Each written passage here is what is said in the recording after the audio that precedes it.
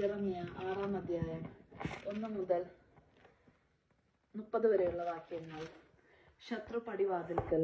Benjamin ഗോത്രജരെ, ജെറുസലേമിൽ നിന്ന് ഓടി രക്ഷപ്പെടുവിൻ. തെക്കോവയിൽ കാഹളമൂതുവിൻ. ബത്ത്ഹഖരമിൽ കൊടി നടുവിൻ.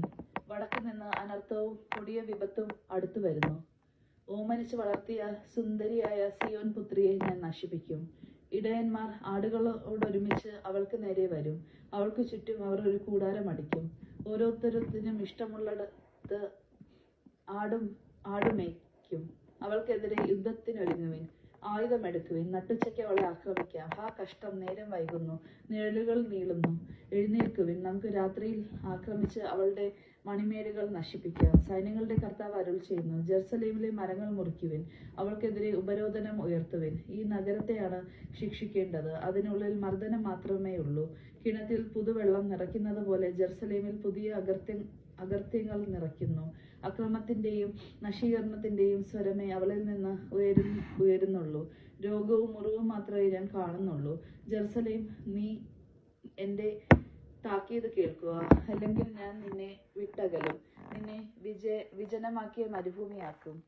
സൈന്യങ്ങളുടെ കർത്താവ് അരുളിച്ചെയ്യുന്നു, മുന്തിരിയുടെ കാല പിറക്കുന്നത് പോലെ ഇസ്രായേൽ അവശേഷിച്ചവരെ തേടി പിടിക്കുക. മുന്തിരിപ്പഴം ശേഖരിക്കുന്നവനെ പോലെ അതിന്റെ ശാഖകളിൽ വീണ്ടും വീണ്ടും തിരയുക. എന്റെ താക്കീത് കേൾക്കാൻ ആരാണുള്ളത്?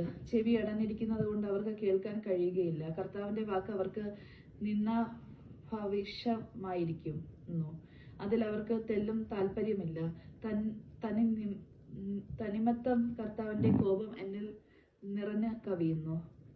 അത് ഒതുക്കി നിർത്താൻ ശ്രമിച്ച് ഞാൻ തളർന്നു. കർത്താവ് അരുളിച്ചെയ്യുന്നു, തെരുവിലെ കുട്ടികളെയും യുവാക്കളെയും കൂട്ടങ്ങളുടെയും മേൽ അത് ചൊരിയുക.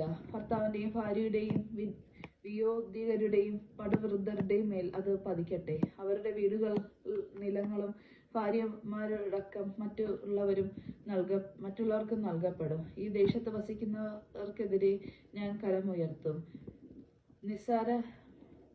നിസ്സാരന്മാർ മുതൽ മഹാൻ വരെ എല്ലാവരും അന്യായ ലാഭത്തിൽ ആർത്തുപൂണ്ടിരിക്കുകയാണ്. പ്രവാചകനും പുരോഹിതനും ഒന്നുപോലെ കപടമായി പെരുമാറുന്നു. അവർ അശ്രദ്ധമായിട്ടാണ് എന്റെ ജനത്തിന്റെ മുറിവുകൾ വച്ചുകെട്ടുന്നത്. സമാധാനമില്ലാതിരിക്കെ സമാധാനം സമാധാനം എന്നവർ പറയുന്നു. ഹീനകൃത്യങ്ങൾ പ്രവർത്തിച്ചപ്പോൾ അവർക്ക് ലജ്ജ തോന്നിയോ?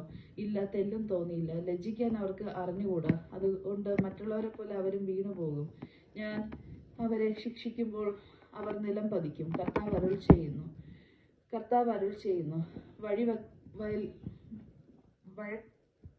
വഴിക്കവലകളിൽ നിന്ന് ശ്രദ്ധിച്ചു നോക്കുക.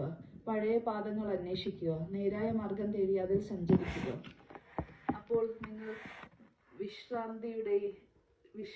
വിശ്രാന്തിയടയും. എന്നാൽ ഞങ്ങൾക്ക് ആ മാർഗം വേണ്ടെന്ന് അവർ പറഞ്ഞു. ഞാൻ നിനക്ക് വേണ്ടി കാവൽക്കാരെ നിയമിച്ചു. കാഹളത്തിന് ചെവി ഓർക്കുക എന്ന് പറയുകയും ചെയ്തു. എന്നാൽ ഞങ്ങൾ ചെവി ഓർക്കുകയില്ലെന്ന് അവർ പറഞ്ഞു. ആകയാൽ ജനതകളെ കേൾക്കുവിൻ, ജനസമൂഹമേ മനസ്സിലാക്കുവിൻ. അവർക്ക് സംഭവിക്കാൻ പോകുന്നത് ശ്രവിക്കുവിൻ. അല്ലയോ ഭൂമി, കേട്ടാലും. ഈ ജനത്തിന്റെ കുതന്ത്രങ്ങൾക്ക് പ്രതിഫലമായി ഞാൻ അവരുടെ മേൽ അനർത്ഥം വരുത്തും. അവർ എന്റെ വാക്ക് ചെവി കൊണ്ടില്ല, എന്റെ നിയമം അനുസരിച്ചുമില്ല.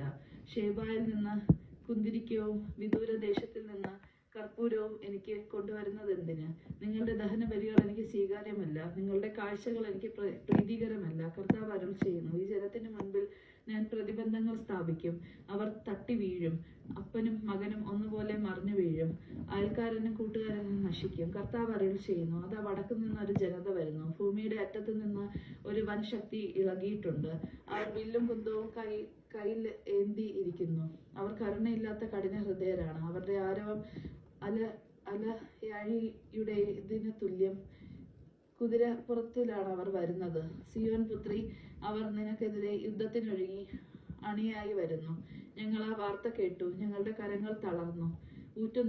ഊറ്റുനോവ് സ്ത്രീയെ എന്ന പോലെ കഠിനവേദന ഞങ്ങളെ പിടികൂടിയിരിക്കുന്നു. നിങ്ങൾ വയലിലേക്ക് ഇറങ്ങുകയോ വഴിയിലൂടെ നടക്കുകയോ അരുത്. ശത്രുവിന്റെ വാൾ അവിടെയുണ്ട്. എല്ലായിടത്തും ഭീകരാവസ്ഥയാണ്. എന്റെ ജനത്തിന്റെ പുത്രി, നീ ചാക്കെടുത്ത് ചാരത്തിൽ ഉരുളുക. ഏകജാതനെ കുറിച്ചെന്ന പോലെ ഉള്ളുരുകി കരയുക. ഇതാ വിനാശകൻ നമ്മുടെ നേരെ വന്നു കഴിഞ്ഞു. എൻ്റെ ജനത്തിൻ്റെ മാറ്റ് ഉരച്ചു നോക്കി അവരുടെ മാർഗം മനസ്സിലാക്കുന്നതിന് ഞാൻ നിന്നെ സംശോധനായി നിയോഗിച്ചിരിക്കുന്നു. അവർ പയറ്റി തെളിഞ്ഞ കലാപകാരികളാണ്. അവർ മിഥ്യാപാതാവം പരത്തുന്നു. പിച്ചളയും ഇരുമ്പും പോലെ കഠിനഹൃദയരാണവർ. അവർ ദുഷ്ടകൃത്യങ്ങളിൽ മുഴുകുന്നു.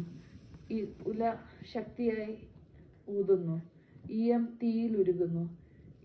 ഈ ശുദ്ധീകരണം എല്ലാം വെറുതെയാണ്. എന്തെന്നാൽ ദുഷ്ടന്മാർ നീക്കം ചെയ്യപ്പെടുന്നില്ല. കർത്താവ് തള്ളിക്കളഞ്ഞിരിക്കുന്നത് കൊണ്ട് വെള്ളിക്കിട്ടം എന്നാണ് അവർ അറിയപ്പെടുന്നത്. ദൈവവചനമാണ് നാം കേട്ടത്. നമുക്ക് ദൈവത്തെ സ്തുതിക്കാം. ക്രിസ്തുവിനെ സ്തുതി.